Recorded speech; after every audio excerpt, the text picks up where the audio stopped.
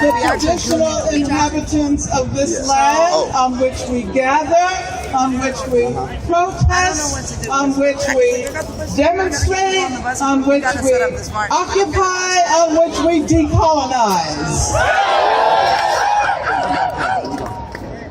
Now, I'm very proud to be a part of this massive expression of solidarity with the workers whose exploited labor is the main source of capitalist profits, the main sources of the profits that capitalist corporations have made the center of their universe.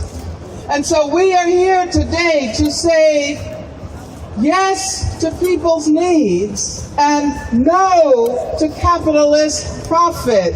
No to capitalist profit. What is amazing about this movement is that it refuses to be dismantled.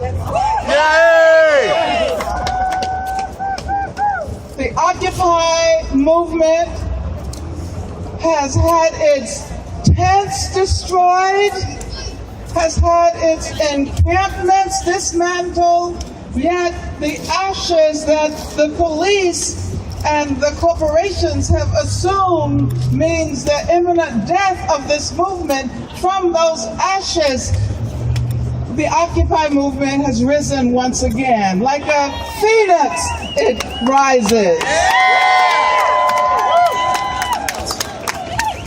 Occupy Oakland. Let's talk about Occupy Oakland. Occupy Oakland.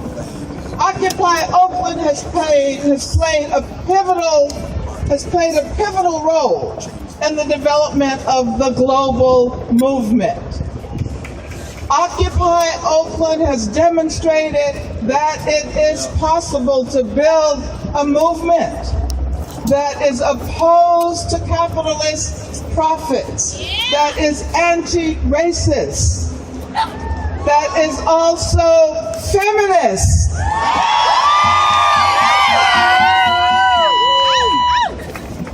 A movement that respects the sexual diversity, the economic diversity, the racial diversity of the 99%. Because we know that the 99% are not homogeneous. There are hierarchies within the 99%. I just received a text before I came today from Barbara Becknell, whom many of you know as the person who represented Stanley Tookie Williams until his death and continues to represent him. She asked me, because she cannot be here today, to make a proposal for your consideration and for the consideration of Occupy movements all over the country.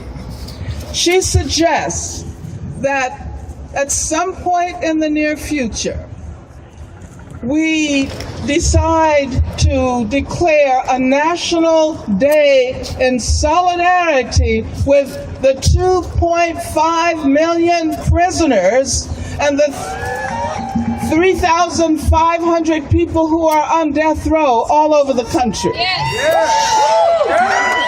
And so what she suggests is that we have Occupy mobilizations at every major prison in this country. Now, before I finish, let me say a few words about the ILWU.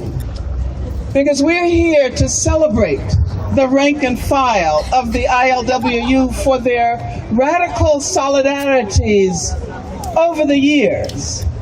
Since the port shut down, which I remember, in support of the anti-apartheid movement, since the ports shut down in solidarity with Mumia Abu-Jamal, led by Jack Hayman. Many of you remember that. You may remember the refusal of the ILWU workers to unload an Israeli ship protesting Israeli apartheid. Now, the association of Occupy Oakland with the most radical sector of the organized labor movement in this country was what made the November 2nd strike so incredible. And that reverberated all over the country. Everybody now knows, all over the world, people know Occupy Oakland. 3 weeks ago, I was in Germany and spent some time at the site of Occupy Berlin. And what they wanted to know, first of all, they wanted to know how Scott Olson was. Everybody is asking about Scott Olson.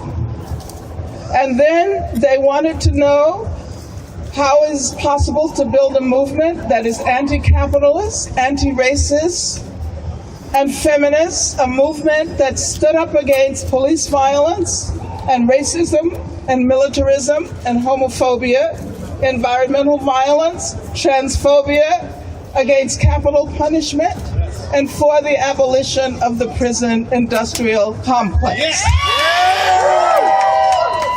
Now today we are targeting both Goldman Sachs and EGT, Export Grain Terminal, and especially Bunga Limited.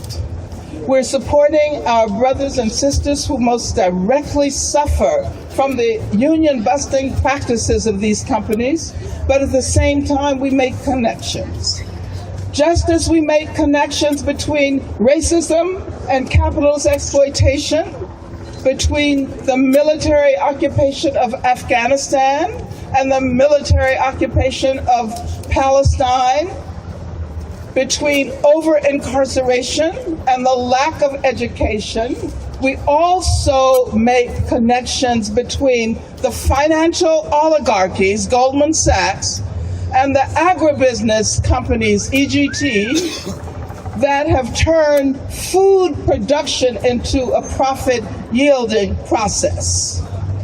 The food they provide us leads to the deterritorialization of indigenous people and African-descended people in South America, and it is destroying the environment.